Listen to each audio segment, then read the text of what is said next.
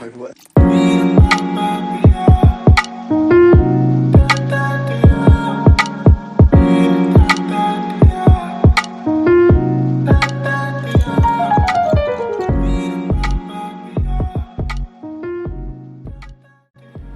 കൂട്ടുകാരെ, സ്നേഹം വിളമ്പാൻ ഒരിക്കൽ കൂടി ഒത്തുചേരാം.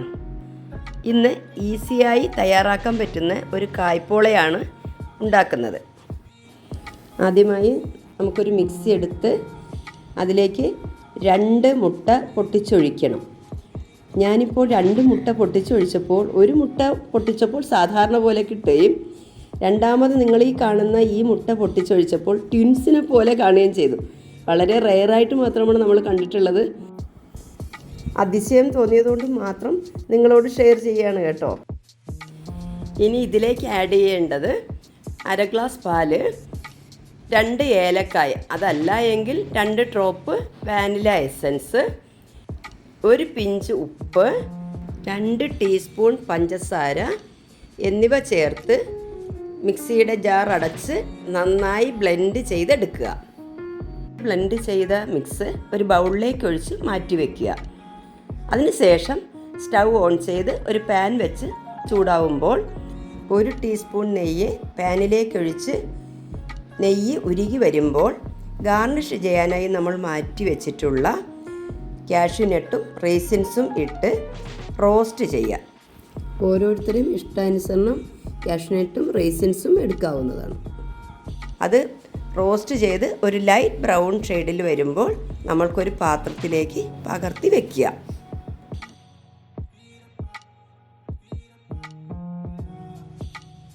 ഇതിലേക്ക് ചെറുതായി അരിഞ്ഞു വെച്ചിട്ടുള്ള 2 നേന്ത്രപ്പഴം ചേർക്കുക. പഴം നന്നായി വഴറ്റിയെടുക്കുക. ഇളക്കുമ്പോൾ തീ മീഡിയം ഫ്ലെയിമിലാവാൻ ശ്രദ്ധിക്കുക. ഇതിലേക്ക് 1 ടീസ്പൂൺ പഞ്ചസാരയും കൂടിയിട്ട് ഇളക്കി യോജിപ്പിക്കുക. പഞ്ചസാര മെൽറ്റായി പഴവുമായി യോജിച്ച് ലൈറ്റ് ബ്രൗണിഷ് കളറാവുമ്പോൾ ഫ്ലെയിം ഓഫാക്കി നേരത്തെ ബ്ലെൻഡ് ചെയ്ത മിശ്രിതത്തിലേക്ക് ഇത് പകർത്തി നന്നായി യോജിപ്പിക്കുക. അതിനുശേഷം പഴയൊരു പാൻ ചൂടാക്കാൻ വയ്ക്കുക. അതിലേക്ക് കായ്പോള ഉണ്ടാക്കാൻ ഉദ്ദേശിക്കുന്ന പാൻ വെച്ച് ഓയിൽ പുരട്ടി നമ്മൾ തയ്യാറാക്കി വെച്ചിരിക്കുന്ന മിശ്രിതം ഒഴിക്കുക. എന്നിട്ട് അതൊന്ന് മൂടി വയ്ക്കുക. 5-6 മിനിറ്റുകൾക്ക് ശേഷം ഗാർണിഷ് ചെയ്യാൻ നമ്മൾ തയ്യാറാക്കി വെച്ചിട്ടുള്ള കാഷ്യൂനട്ടും റൈസിൻസും അതിൻ്റെ മുകളിൽ വിതറുക. ഇപ്രകാരം പഴയ പാൻ അടിയിൽ വയ്ക്കുന്നത് കൊണ്ട് അടി കരിഞ്ഞു പോകാതെ നമുക്ക് കൃത്യമായി കായ്പോള തയ്യാറാക്കിയെടുക്കാൻ കഴിയും. നമ്മുടെ കായ്പോള തയ്യാറാവാൻ 15 മുതൽ 20 മിനിറ്റ് വരെ സമയമെടുക്കും. ഏകദേശം 1/4 സമയം കഴിയുമ്പോൾ ഒരു കമ്പി വെച്ചോ ഒരു സ്പൂൺ വെച്ചോ കുത്തി നോക്കിയാൽ അതിൽ ഒട്ടി വരുന്നില്ല എങ്കിൽ നമ്മുടെ കായ്പോള ഏകദേശം പാകമായി എന്നാണ് മനസ്സിലാക്കേണ്ടത്.